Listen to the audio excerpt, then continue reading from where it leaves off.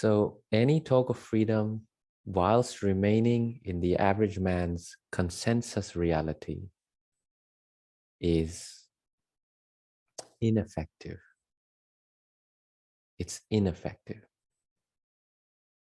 Need I point out life evidence of that in the world and its false history that you have been given? If freedom was so effective from within the average man's consensus reality, then where are these free people? Show me someone who's free. Everyone is fucked. But in this day and age, it's much easier to pretend that you're not fucked. That's all it is. It's much easier to pretend you're not fucked. And people have forgotten to be honest with themselves, let alone others anyway. If you are truly starting to become honest about your pretenses to yourself and others, you know what would happen? You would start getting life evidences of you genuinely apologizing a lot. A lot to pretty much everyone, pretty much all the time, because you start realizing, oh my God. And that point, every apprentice hits at some point or the other in their life. I hit it myself. At one point I realized, okay, and it's a creeping realization. I realized that literally everything I think, consequently everything I feel, consequently everything I say or behave like, is born out of self-importance. And almost every part of it is bullshit. It's complete bullshit. It's like, wow. Wow. I mean, wow. And when you reach that point, and hearing it is one thing from someone, and really experiencing it for yourself is a different animal altogether. It changes you forever. And before that threshold, the apprentice cannot have said to know, to be, proficient with hunting self-importance. And I'll tell you how tenuous this topic is, that to my knowledge, and hands up, I don't really look at any other teachings and peoples, and I have no interest in that. I don't have the time. I'm the only one who breaks self-importance down for people. I'm the only one who's done 3 bloody videos on YouTube about it, detailing what self-importance is, bringing the insights, the real observations about it. Most of these spiritual teachers will never talk about it to you. They'll use fancy words like ego and blah, blah, but no one knows what an ego is. Do you know what ego is? Who knows? All you'll do is, in answer, just spout some white man's nonsense about ego and your whatever psychiatry, what is it called? Psychology. Just white bullshit, Western white nonsense. That's all you know about ego. No one knows what this word ego is. It's like no one knows what God is, or it's just nonsensical words that have no effective value. Like we discussed last time, luminosity, on the other hand, is an effective word. It gets you to gauge yourself in a way that gives you tangible images in your head, right? In the same way, the Toltecs use self-importance because it's a tangible word. It's an accurate way to describe your process. Ego, you can compare them yourself. Ego, what does it mean? I'm being self-important here. That tells you something about yourself. I'm being ego-driven here. Yeah, what is an ego drive? What is it? What, are you being sexual, or are you being aggressive? Are you being angry? What do you mean ego drive? What's an ego drive? I personally don't know what an ego drive is. Or I'm being egotistical. So what does that mean then? But as soon as someone says, I'm really behaving in a self-important manner right now, yeah, that locks it right down. Self-importance. You're taking yourself too seriously because you think you're the most important person around. It's usable. That word is usable. Do you see what I'm trying to say? So fluff words, nonsensical bullshit, there's no need for it. Be aware of your speech. Understand your spells. Understand your spelling. Again, the same theme, rebelling against it and positive thinking, because Abraham, who the hell is this Abraham? No one knows, but people pay this woman millions of dollars for thinking nice thoughts. What the hell? Give me millions of dollars, I'll show people how to think nice thoughts. Why is that? Just tag a stupid name to it, Abraham. I'll call it banana shaker, and no one will pay me for banana shaker. I'll have to come up with an esoteric character and do it that way. But it's all nonsense. You guys look, you got to develop enough self-confidence and give yourself enough experience in life. Go through enough faces, human faces and humannesses. Go through enough of them, you start seeing patterns, and those patterns are within you. You start seeing that. That's why Toltec apprenticeship, especially traditionally, was so incredibly hands-on. Like, nowadays you can't do that. Just literally can't do it, because that person will turn around and sue you. He dumped me in the river. I could have almost died. What was he thinking?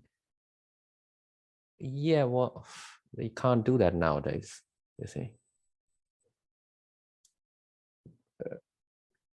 But it used to get results, and results quickly, and results that would burn in your brain forever and ever, and you never forget, right?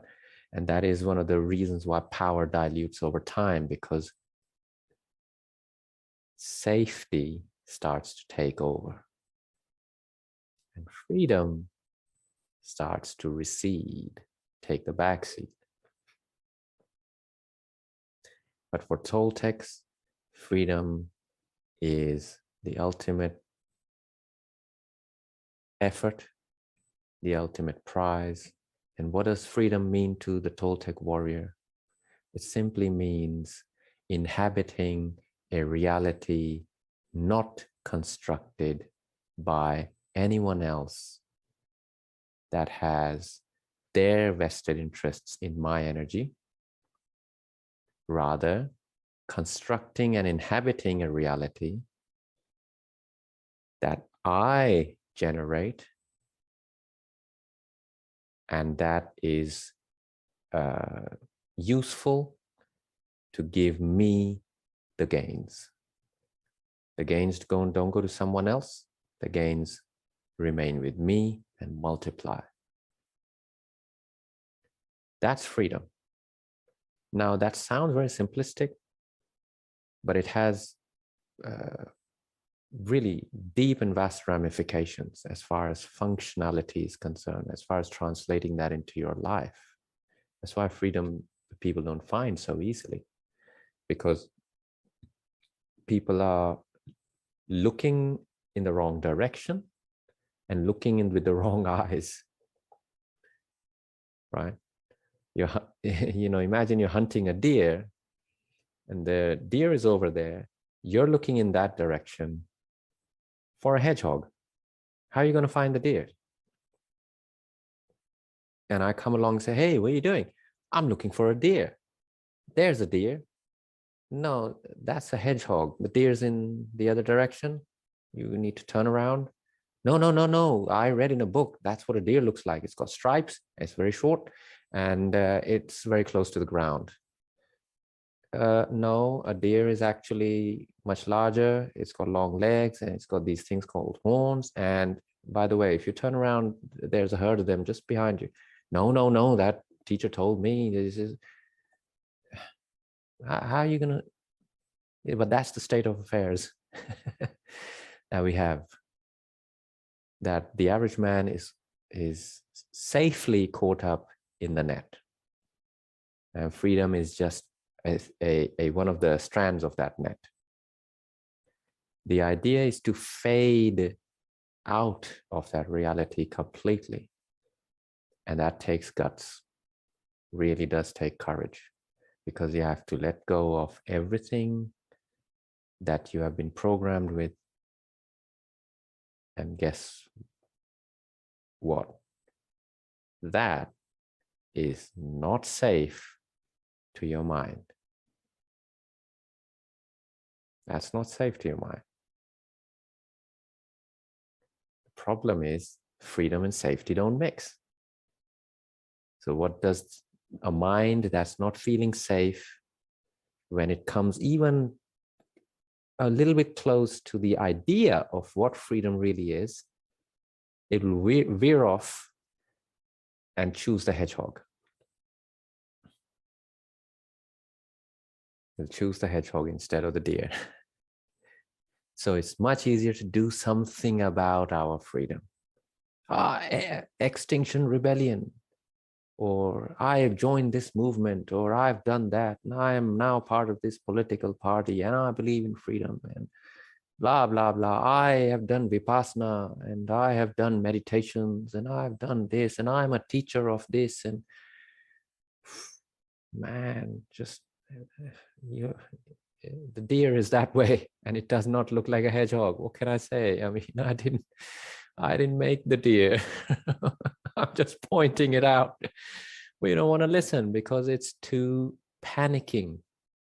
It creates too much panic in your spirit that has been tamed. Your luminosity has been tamed. You've been tamed, you've been domesticated. And to rediscover your feralness and your wildness is too risky for something inside of you. It's too risky. You'd rather go jump out of planes and open a parachute and be very happy that you did that and have a nice feather in your cap about how adventurous and free you really are, or do parkour and take selfies right at the top of a skyscraper and oh my God, look, I'm such a big shot, or go and kill animals, or whatever the hell people get hard-ons with. It's all nonsense. Or swim with sharks and all this. Like, what are you doing? Fine, do that, but what is that for? What are you trying? What's your message here? What are you trying to say to yourself and the world by doing this? Then there's the off-grid crowd. I want to live off-grid. I'm going to be free. Yeah, you're going to take yourself with you, ain't you? Smart guy. Who's going to be free from your own nonsense? Well, the goats are going to free you? Or the harsh weather of the ranch, right? So wherever the average man turns, they're not finding freedom. They're finding safety and relief. Freedom is a whole different animal.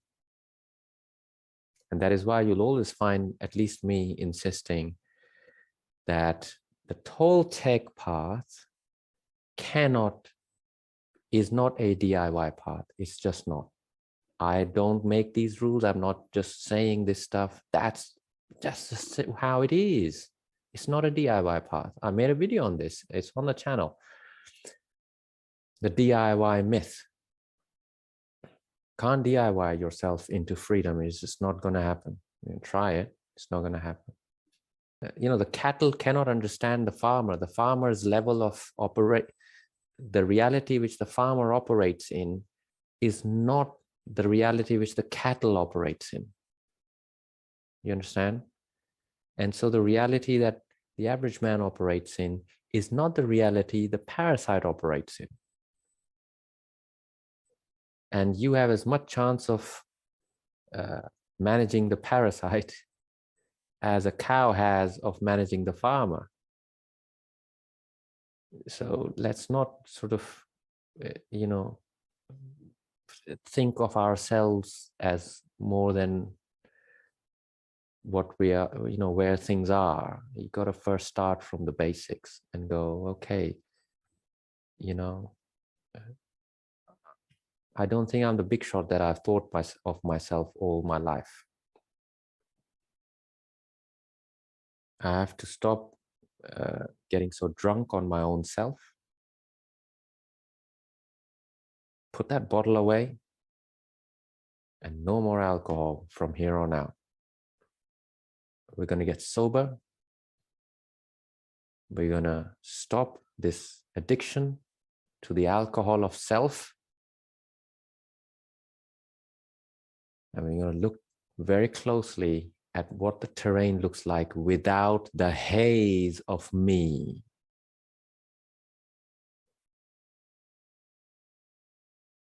Without the haze of me, I, me, mine. What does the inside look like when I'm actually sober and pragmatic? And when I see and what I discover, it's gonna be horrific. I will kid you not, you will not like it. You will not like what the terrain looks like because of what's been done to you, how you've been taught to manage yourself. You will not like it. And just to get to that point of clear vision will take you years, and let no marketing workshop and any guru convince you otherwise. This is not a weekend workshop job, tantra weekend or some idiotic thing like that, right? It will take you years of painstaking work and literally millions of repetitions of being present each moment, every day, day in, day out, and it'll test your bored fuckness to the max, because you're just going to have to keep your head down and be present. Keep your head down, be present again. Oh my God, yeah, that's not being present. Just be present. How long? That's not being present. Be present. But surely I can't do this all. Be present. Oh, but this is boring. Be present. Relax. Will I ever sleep like this? Wrong. Be present. Relax. But I got other things. Be present. That's what you're going to have to do millions and millions of times, constantly, for years.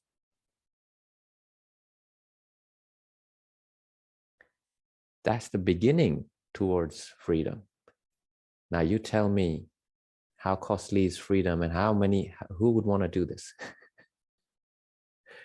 This would be lovely for you for a week, 2 weeks, right? You're big balls, big shot, you got tons of willpower, fine. It'll be interesting to you for a month. Oh, you've been a Buddhist and yeah, all right, you'll do it for a year. But you'll give up. How long? How long before you're gonna walk away from it? There's no results. Absolutely the worst way to be present is to think about results. One of my apprentices asked me the other day, so what's the end game? Yeah, that's why I did a video on this. He said, I know, you did a video on it. But I still want to find out. Now, this person exclusively lives their life through willpower. I have to give him the task of enjoying himself. Imagine getting a task from your benefactor. Hey, you know what? This Thursday, you're going to do literally nothing and you're going to enjoy yourself. And you're going to text me at the end of the day to say, yes, I enjoyed myself thoroughly today, or no, I did not manage that task well. Either one. I wish my benefactors gave me those kind of tasks. That would have been amazing. Right? So a lot of us are like this. A lot of us are like this. And he's great. He's that apprentice is moving powerfully towards certain things. But we all have places where we are weak, right? Places where our strength is not grounded and rooted. Freedom versus safety. Freedom costs everything you've got. And then it'll take the shirt off your back too. It'll even take your tattoos. It'll take your eyebrows. It'll take your teeth. It'll take everything. Every time you think, yeah, finally, I've given everything up for freedom, it'll ask you for that extra bit. It'll say, nah, you haven't. You're hiding that last little rations in your bag, weren't you? Yeah, for the rainy day, I give that one up. That's what freedom costs. That's why no one wants it.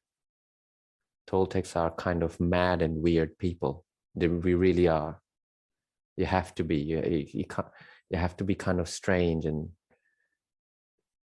yeah, just strange and really weird and kind of alien to do this, for years on end. For like my training alone lasted, I believe it was 7 or 8 years. And then training is nothing. It's the consolidation after that takes a long time. It took me, say, 11, 12 years on top of that. Till my benefactor said, you know what, we consider you a warrior, a Toltec warrior. I said, really? Oh, I'd kind of forgotten about all of that stuff. I was so sort of focused on, doing my thing, whatever it is. I said, oh, that's nice to hear. But if you're hearing your benefactor say, hey, yeah, you're a warrior now, and you're feeling something wrong, you know where you think you are. It should be just, oh, okay, nice. That's nice. And leave it. You don't know. It's the least of your things. It was 3 years later, after much hesitation on my part, that my benefactor told me, he said, he's the one who gives me the worst of the tasks. He said, now what you're going to have to do is talk about this. I'd like you to talk about this to the world. I said, well, are you joking me? What are you talking about? I've got nothing to say to anyone. I said, no. You got things to say. Just say it. Go and say it. I was like, no, literally, who's going to listen to me? I'm weird and strange and I talk straight. And so I said about that. And that was a suggestion. By then, tasks are a thing of the past. You're kind of not on equal footing, but you're kind of part of the staff, as it were, and you're a staff member kind of deal. And so I said, fine, all right, we'll try it. And I was like, okay, I'll stalk with politeness, and people won't be ready. And I was like, watch my first video. I was like, fuck all that. I can't deal with all that. I'll just be me. And if anyone wants to listen to it, good and well and good. If not, then I couldn't care less, man. Right. And I carried on like that throughout. And it's the most efficient way to be. Just be yourself. Whoever you are, whatever you are, just be yourself. Be your insane self. And you'll find the right people who want to listen to you. Every part of the Toltec's makeup has taken guts and careful practice in specific ways of repetition. It's a science. The Toltecs have made a science of freedom. They really have. And I've updated that. I don't see it anywhere else. Most of the Toltecs you'll find, I assure you, are pretenders, or they are convinced that they're better than they really are. There are few who are the real deal. The problem with those few who are the real deal is it's not their path with heart to talk about it. So you will never know they even existed. They don't want anyone to know they even existed. They're literally interested in fading out forever from this consensus insanity. That's it. That's all they're interested in. They're not interested in making YouTube videos. You'll never know they even lived. It doesn't matter to them. They're not here to prove that they ever existed. So what's left? You got someone like me who's a maverick and a strange guy who brings all this and talks to people about it. And you have maybe a few others. I haven't come across anyone else. And then you have the pretenders. Or you have genuinely trained warriors in other schools of training in the Toltec way, but they're outdated. These people are maybe too old or out of touch with the modality of the time, and their methods are outdated. For example, literally, there's no other way to say it. And literally till I came along on the scene in the public way, no one was talking about self-importance and emphasizing how dangerous it is in great, great detail. In fact, sometimes I feel all I hammer on about is self-importance, and don't believe your own bullshit, right? Secondly, I brought the most neglected part of the Toltec training right to the forefront, where before, traditionally, it's been dreaming and stalking. I did away with all that, and I brought losing your human form as your first requirement. I did that because that was what was required to be done through this vessel, through this particular point of awareness. Do you understand? You won't find that flip around anywhere else. Most of the so-called have not lost their own human forms. How are they going to teach anyone else about losing human forms? Most of them are retaining and indeed thriving on their self-importance. How are they going to talk about self-importance? You tell me, right? So this is the lay of the land.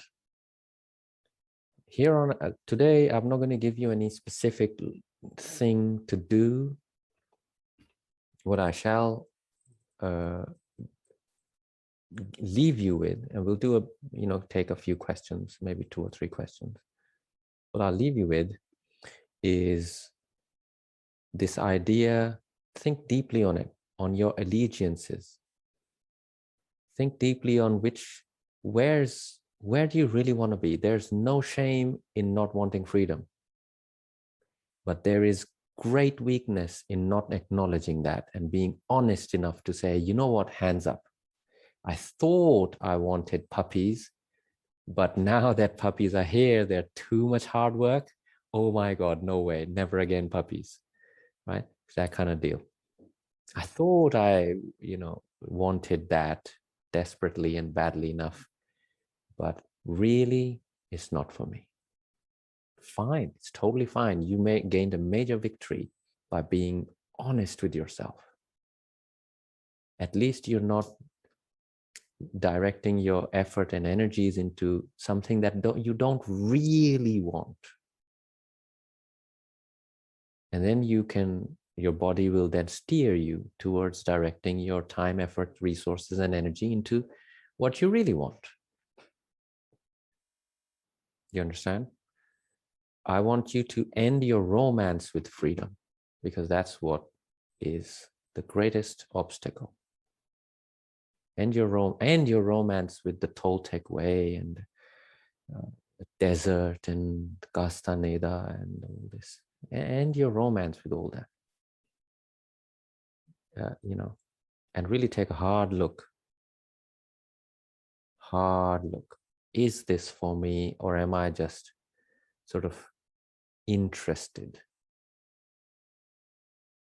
Again, there's no There's no shame in any of these. Absolutely none.